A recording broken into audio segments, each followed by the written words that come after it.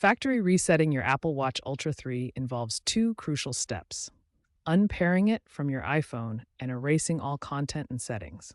First, unpair the watch via the Apple Watch app on your iPhone.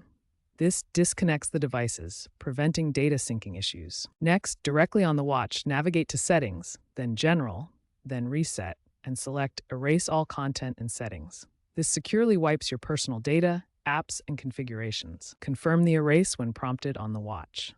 This process is vital for privacy before resale, troubleshooting software issues, or resolving connectivity problems. Ensure your watch has sufficient battery or is connected to a power source during the reset to prevent interruptions.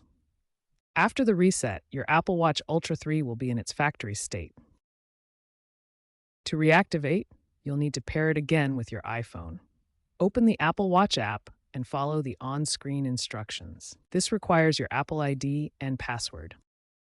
A factory reset is a secure process utilizing encryption to prevent data recovery. However, always back up your data beforehand to avoid losing important information. Keep your devices updated with the latest iOS and watchOS versions to ensure a smooth reset and reactivation process. Finally, avoid any physical damage to the watch during the reset and ensure you have a stable internet connection for the reactivation process.